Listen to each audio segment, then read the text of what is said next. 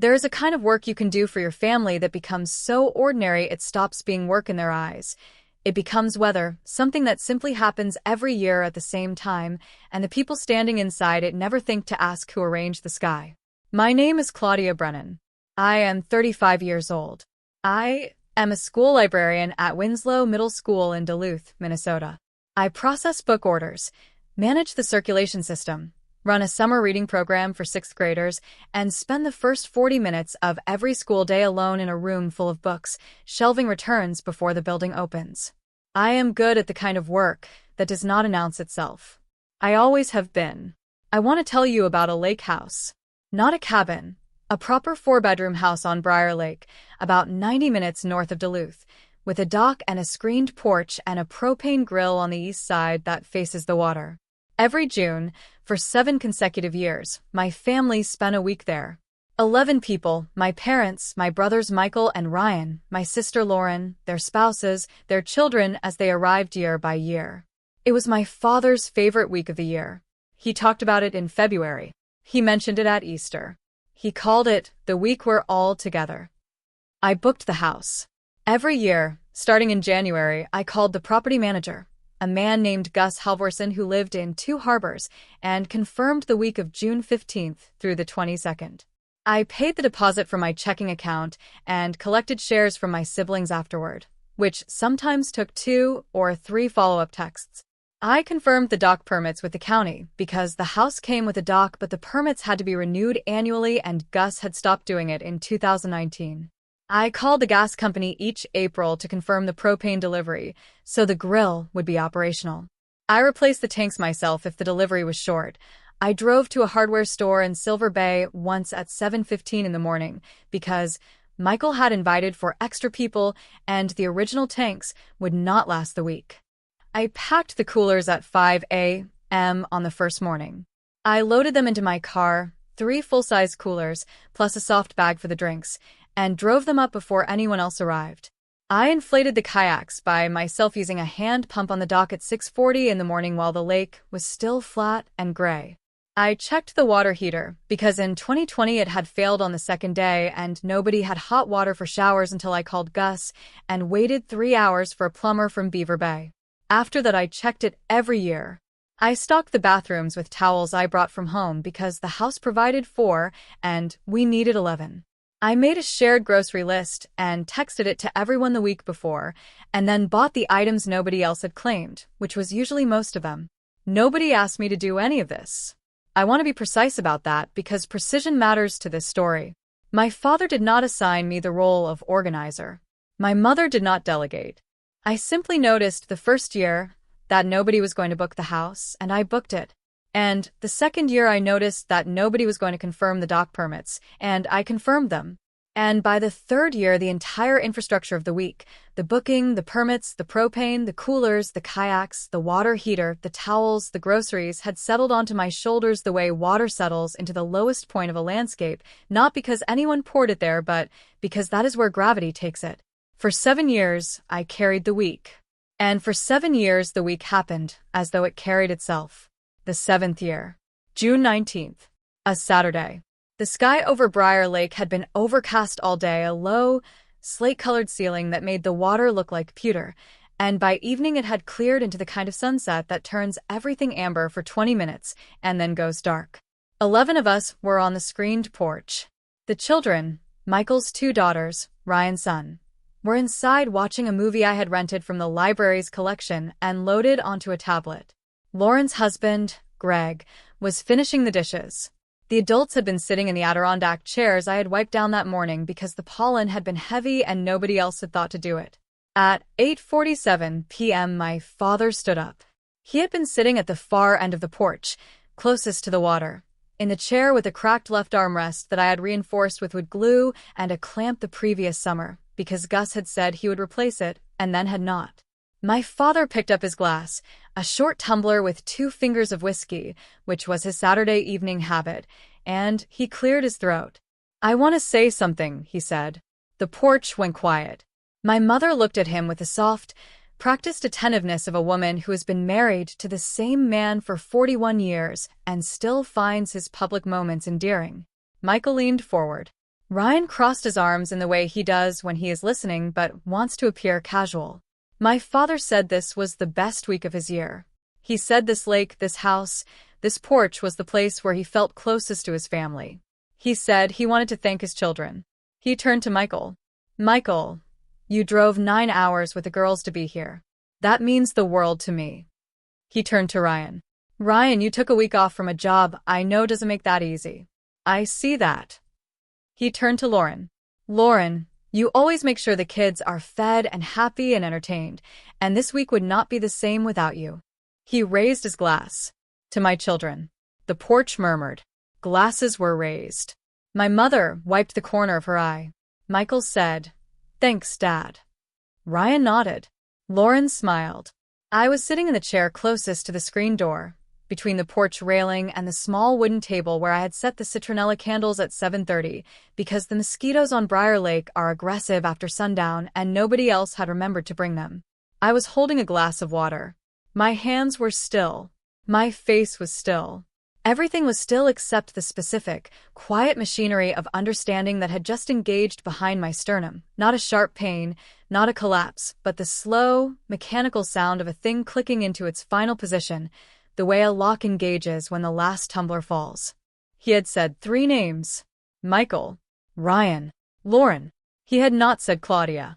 He had not said the name of the person who booked the house, confirmed the permits, packed the coolers, inflated the kayaks, checked the water heater, stocked the towels, wiped the chairs, set the candles, and driven to Silver Bay at 7:15 in the morning for propane tanks.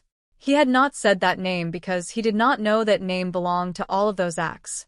He did not know because he had never asked and I had never told him, and the distance between those 2 facts is 35 years long, and I had been standing inside it quietly, building things, waiting for someone to notice the builder. My Aunt Nora was sitting at the other end of the porch. She was my father's younger sister, 61, retired, lived alone in a house in Ely she had bought with money she saved working 30 years as a county clerk. She was not a warm woman in the way people expect warmth. She did not hug easily or speak in soft tones. But she was precise. She noticed things the way I notice things, in the structural way, the way you notice load-bearing walls and missing permits and chairs that need glue. She looked at me. She did not tilt her head. She did not mouth a word. She held my gaze for 3 seconds, long enough to say, with her eyes and with the particular stillness of her jaw, I heard it. I heard what he said. And I heard what he did not say. You are not imagining this. I looked at the glass of water in my hand. I looked at my jacket, draped over the back of the Adirondack chair I was sitting in, the one I had glued myself the summer before. I set the glass on the porch railing. I picked up the jacket. I stood and walked through the screen door and down the gravel path to the driveway where my car was parked beneath the birch tree I had asked us to trim in April because the branches were scratching the roof of my car, and he had said he would get to it. I opened the car door. I sat inside. I pulled the door closed. The porch light was still on behind me. I could hear, faintly, the resumption of conversation, a laugh, a chair creaking, someone refilling a glass. The room had re-established itself. The absence I had left was the size of one person in one chair, and it had already been filled by the ordinary momentum of people who had not noticed the departure because they had not been tracking the presence. Nobody looked up. I sat in the car for 37 minutes. The engine was off. The windows were cracked 1 inch. I could smell the lake. That particular mineral smell, cold and vegetal, that Briar Lake has in June when the water is still warming and the cattails along the shore are thick. I could hear a loon somewhere on the far side, the long descending call that always sounds like a question no one is expected to answer. My hands were on the steering wheel. They were not shaking. They were doing something else, something I did not have a word for at the time, but have since come to understand as release, the specific physical sensation of muscles that have been holding a position for so long they have forgotten they're holding it, and when the thing they were holding is removed, they do not relax, they tremble faintly like a bridge after the last truck crosses, and the steel remembers it can vibrate. I thought about the dock permits. 7 years of phone calls to the county office in 2 harbors. I thought about the propane tanks, the drive to Silver Bay, the weight of the tanks in my trunk, the hardware store clerk who recognized me by the third year and said, "Lake house again?" I thought about the kayaks, the hand pump, the 45 minutes it took every year on a dock that was already warm by 7 a.m. I thought about the towels, 11 towels folded, stacked in a laundry basket in the back of my car, driven 90 minutes north every June because the house provided for and nobody else had noticed. I thought about the water heater in 2020 and the 3 hours I spent waiting for the plumber while everyone else swam. I thought about the chair with the cracked armrest, the wood glue, the clamp, the 24 hours I propped it against the porch wall with a note that said, "Do not assist drying," in handwriting no one in my family had registered as mine. I thought about all 7 years laid end to end, and I understood, clearly, in the way you understand something you have known for a long time but have not yet allowed yourself to say in a simple sentence, that I was not waiting for my father to thank me. I was waiting for my father to know I was the one building the thing he loved most. That was the sentence. That was the whole truth of it, compressed into 22 words. I had been building his favorite week of the year, and he had loved the week, and he had not known who built it. And I had stayed year after year, because some part of me believed that if I kept building it, eventually the builder would become visible to him. And she had not. 7 Junes, and she had not. I started the car at 9:24 p.m. I did not go back inside. I did not text anyone. I turned onto the county road that runs along the north side of the lake and drove south toward Highway 61. The road was dark, no streetlights for the first 11 miles, just the headlights cutting through birch trunks and the occasional mailbox.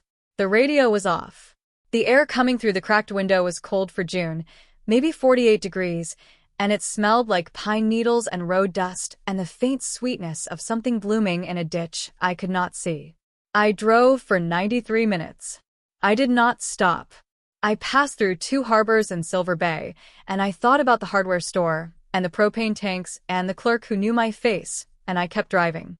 The lake was on my left for the first 40 minutes, and then the highway turned inland and there was nothing but trees and the occasional gas station, and a motel with a neon vacancy sign that buzzed the way vacancy signs do when one of the letters is about to go dark. I arrived at my apartment in Duluth at 10:57 p.m. I parked in my usual spot, the second space from the end, next to the dumpster enclosure, under the light that flickers in the cold, but was steady tonight.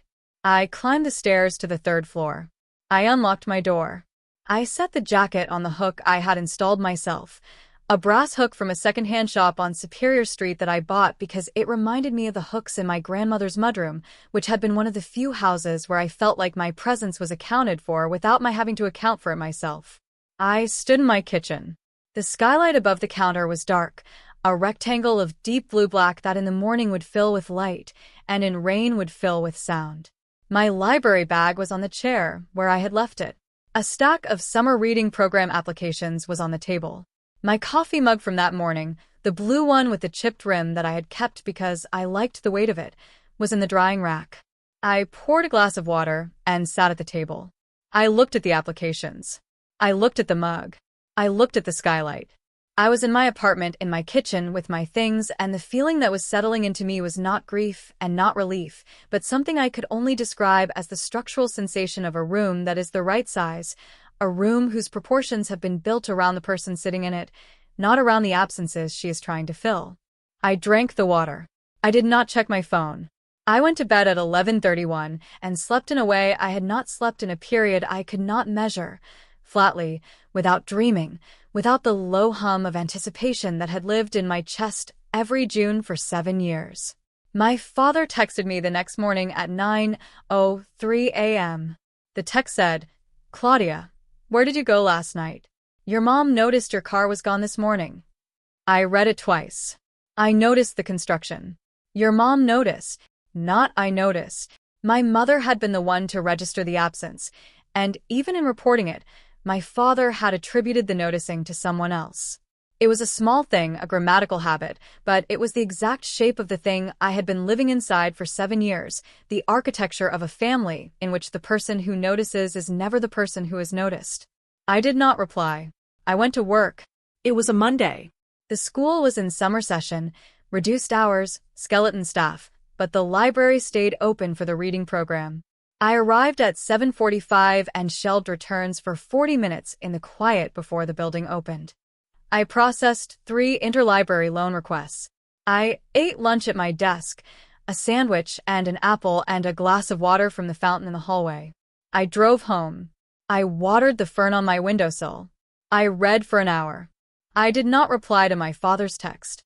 On the second day, Michael texted the family group chat. "Great week, everybody. Dad's toast was really something. Miss you all already." I read it.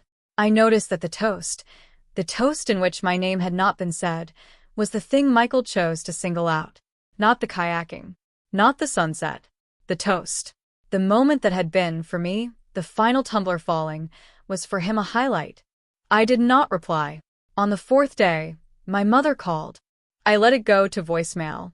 She said, "Claudia, honey, I'm not sure what happened Saturday night. Your father and I woke up Sunday, and your car was gone. We thought maybe you had an early start, but you haven't called, and I'm checking in. Call me back when you can." I listened to it once. "We thought maybe you had an early start." The family had already produced an explanation that did not require examining the toast.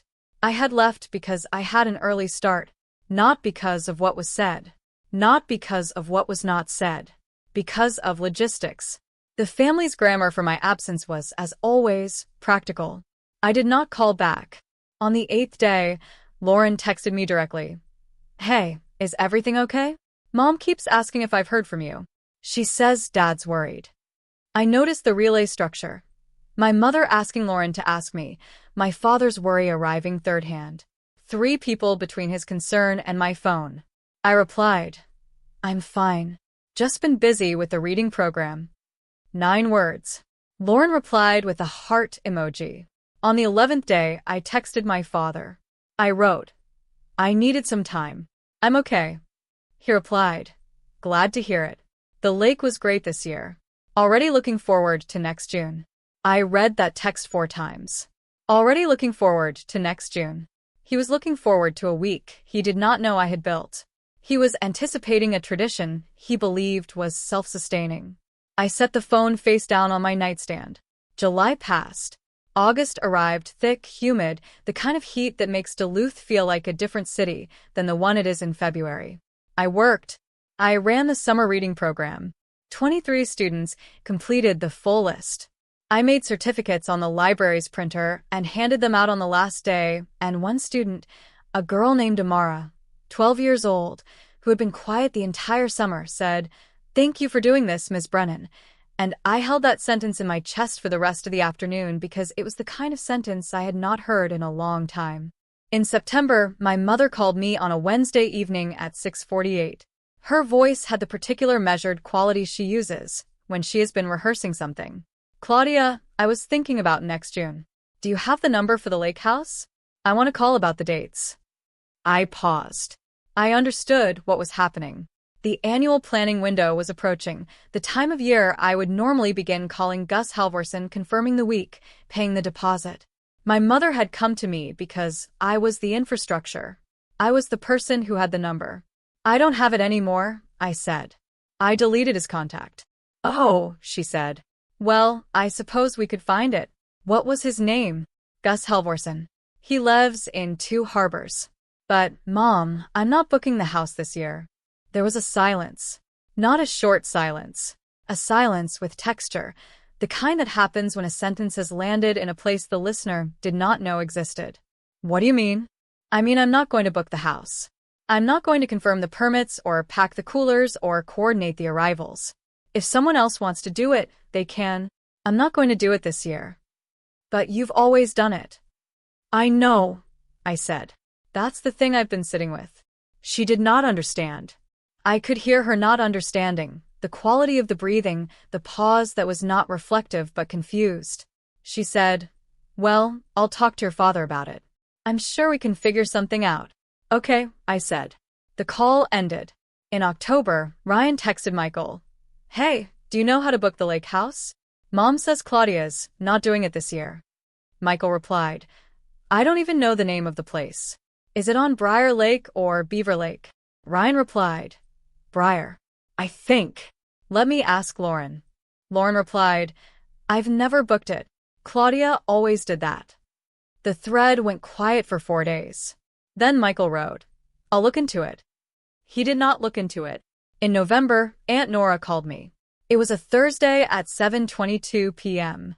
She did not ask me how I was doing. She did not ask me what happened.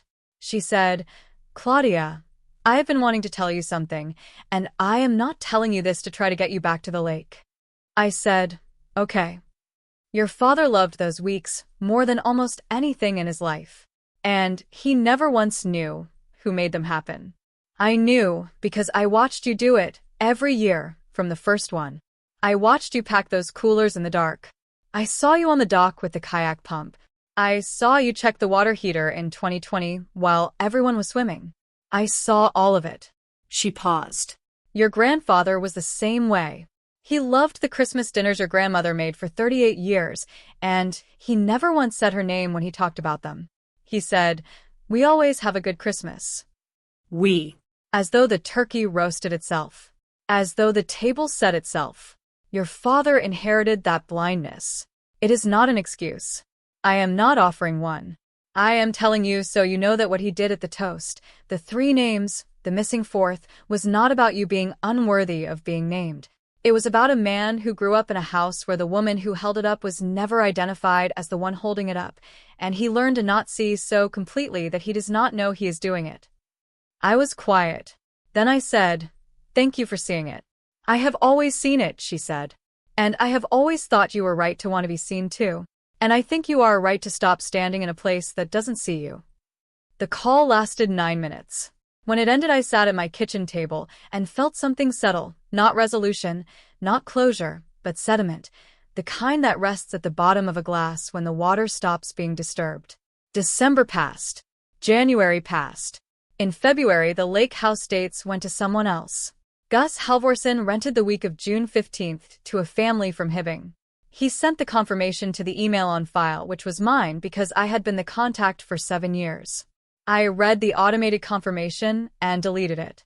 The week I had built 7 years of it, cooler by cooler, permit by permit, propane tank by propane tank, had not collapsed. It had simply been given to someone else because the person who held it had set it down and no one in the family had picked it up. March arrived. Nobody in my family mentioned June. April arrived.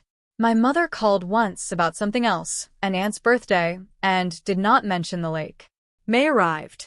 The anniversary of the first year I had booked the house came and went, and I noticed it the way you notice an old scar in a mirror, not with pain, but with the precise memory of the thing that made it. June arrived. The week of the 15th passed. There was no lake house trip. Michael and his family went to a water park in Wisconsin Dells. Ryan worked. Lauren took her kids to visit Greg's parents. My parents stayed home. My father grilled burgers on the back patio on a Saturday, and my mother told Lauren on the phone that it was a quiet week. The tradition I had built did not end with a confrontation or a revelation. It ended because the person who had been building it stopped, and nobody else knew how. Not because they couldn't learn, because they had never had to. In March, 9 months after the toast on the porch at Briar Lake, I called my father. It was a Sunday at 3:07 p.m. I had been thinking about this call for weeks. I did not need him to apologize. I did not need him to feel what I felt. I had something to say, and saying it was the end of an obligation I had been carrying alongside all the others. He answered on the second ring. His voice was easy and slightly surprised. The voice of a man who hears from this particular daughter less often than he used to, and has not yet examined why. Dad, I said, I want to tell you something, and I don't need you to fix it or respond to it in a specific way. All right, he said. Last June, on the last Saturday night at Briar Lake, you stood on the porch and gave a toast to your children. You said Michael's name. You said Ryan's name. You said Lauren's name. You did not say mine. I had booked that house every year for 7 years. I confirmed the dock permits. I packed the coolers at 5 in the morning. I checked the water heater. I drove to Silver Bay for propane. I inflated the kayaks alone on the dock. I did all of it, Every June. And on the 7th year you stood in a house I had organized and thanked 3 of your 4 children, and I was not one of them. I paused. I am not angry about that, Dad. I am finished waiting for you to know I was the one building it. There was a long silence. I could hear a clock ticking somewhere in his house. The mantel clock in the living room. The one my mother had bought at an estate sale in Cloquet in 2014. I remembered the year, because I had driven her there. Claudia, he said. I didn't know you did all of that. I know, I said. That is exactly what I have been sitting with. He said, I'm sorry, sweetheart. Thank you, I said. I meant it. I was not withholding. I was not punishing. I was accepting a sentence that had arrived 7 years late and noticing that it did not change the architecture of the thing I had already decided. The apology was real. It was also insufficient, not because he had failed, but because the structure I needed was not an apology. It was visibility. And visibility that arrives only after you ask for it is not the kind that holds. The call lasted 6 minutes and 40 seconds. When it ended, I set the phone on the table and looked at the skylight. The sky through it was gray, March in Duluth, and I could hear the faint ticking of rain just beginning to land on the glass. I did not feel resolved. I did not feel healed, in the way that word is used to mean the wound is gone. The wound was not gone. It was named.